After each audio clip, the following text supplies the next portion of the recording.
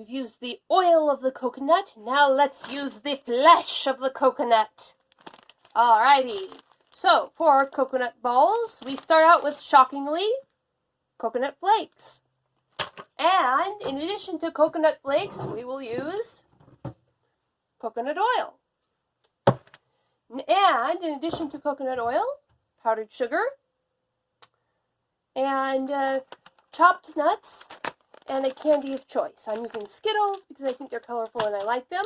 Now, you can go to the trouble to chop up a bunch of almonds, which would be great, or you can use the handy chopped already sized sunflower nuts or sunflower seeds. I got the ones that were roasted but with no salt, so they'd go good with candy. These are good, pretty good. Some people don't like the flavor. Some people prefer the flavor of other nuts. I personally like sunflower seeds, and they come pre-chopped for all intents and purposes. So, it's a sort of a shortcut. So, now, first, be prepared to set the candy to the side. Because of the thermal powers of coconut oil, we're going to have to let this chill in the refrigerator for a bit. So you won't be using the candy for a while. This is the main reason why we can't do this one in class. You have to wait a half hour while the coconut oil chills. And because I remember to use measure the dry ingredients first, we're going to do this the right way. Okay, you will need measuring cups, measuring spoons, a fork for stirring, spatula, and a bowl. It needs to be able to hold 2.5 cups of coconut, a half a cup of nuts, oil, and confectioner's sugar.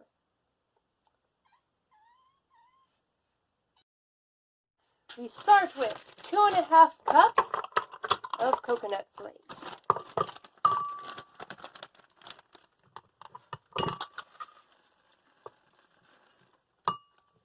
One, two, and 1/2.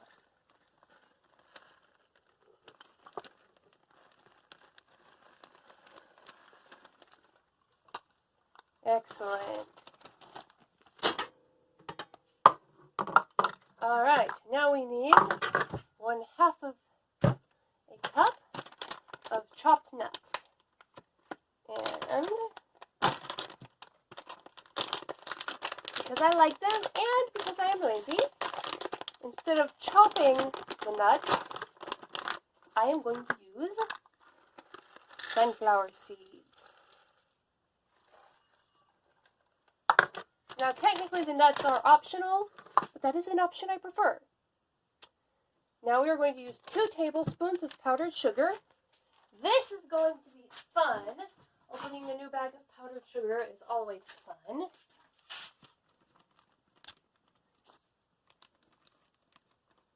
And no explosion!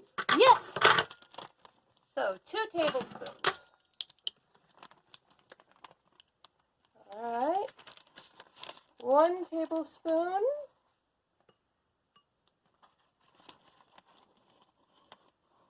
Two tablespoons. Now, let's start stirring. Oh dear, I should have chosen a larger bowl. Not a problem. If you find at any point during your recipe that your stirring bowl is too small for use, you simply, because it's big enough now, but it won't be once I put the oil in. So we're going to need to add a full 1/2 cup of oil. So I'm going to trade up for a bigger stirring bowl. And because the one I have handiest is a cracker pot, I will be trading up for a stirring pot.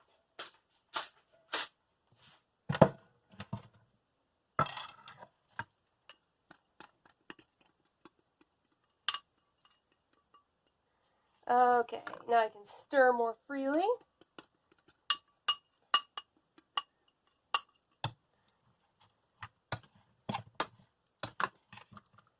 Alright, now to add the coconut oil, the wet ingredient, so I'm adding it last.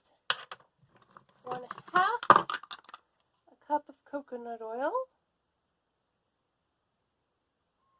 Now I'm going to drizzle it evenly around the pan because that will make it easier to stir in once I start stirring, as opposed to glopping it all in there at once.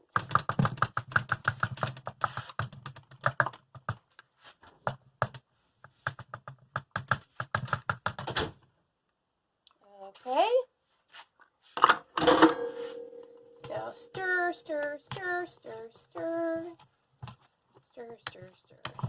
And remember, if the coconut oil hadn't already been liquid, you would need to either put it in the microwave for a few seconds, put it in for 10 seconds at a time until it is liquid, or you would have to put it in a pot on the stove and slowly heat it on a very low heat until it had melted. Now just stir your coconut mix until all of the coconut and nuts are evenly wet with the coconut oil. Then put it in the refrigerator, wait 30 minutes, and get ready to spoon it out onto a pan. Let's finish up our coconut balls. They've been in the refrigerator for a good half an hour. You're just going to take your hand, give them a little squeeze. Be prepared to wash your hands immediately after this. Now you want to work fast, because remember that superpower of coconut oil. It's fantastic thermodynamic powers. It changes state from solid to liquid really quickly and loses its ability to hold the coconut balls together. So, you don't want to linger over this step. Don't worry about making the coconut balls look too pretty. You just want to get them in shape and back in the fridge. If they're going to have to sit out for a while before they're eaten when you're serving them, you might consider putting them in the freezer. They thaw pretty quickly, and you can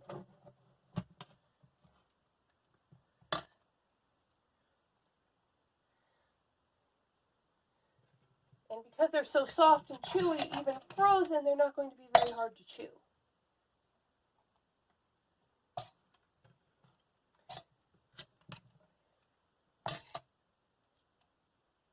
Don't worry too much about making a mess at this stage. You can always clean it up later. And again, you need to work fast. Okay.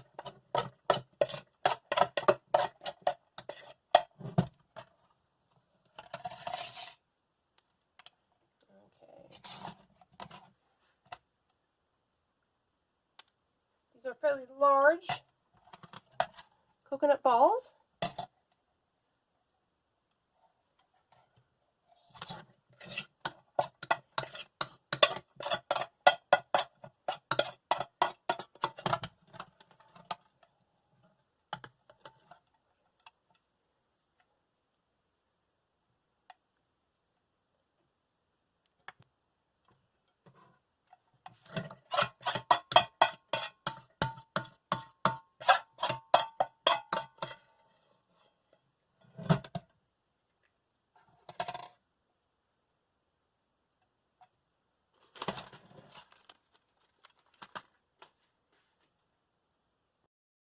I went quickly and washed my hands to get all the coconut oil off.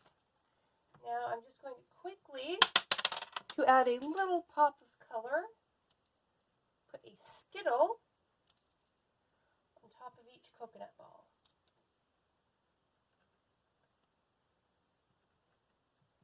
No, there's no reason it has to be a Skittle. You can use any candy you want. Because this is a chewy treat, you probably want to use a chewy candy. Don't push down too hard on the coconut balls or they might come apart. Remember, they're very fragile at this stage. They've already been out of the refrigerator for a few minutes. The clock is ticking and the coconut balls are melting. The coconut oil is melting. These nuts and the coconut flakes are just getting greasy. Okay, and there you have it. A delightful little plate of coconut balls, ready to be served and eaten. Remember, you want to store these in the freezer till right before they're ready to be eaten. These go great on top of ice cream, on top of pie, or just eat them straight out of the freezer. They can be eaten frozen or just refrigerated. Or if you want to, you could dump it all in a bowl and eat it with a fork and spoon once it gets nice and goopy. All right, those are candy coconut balls.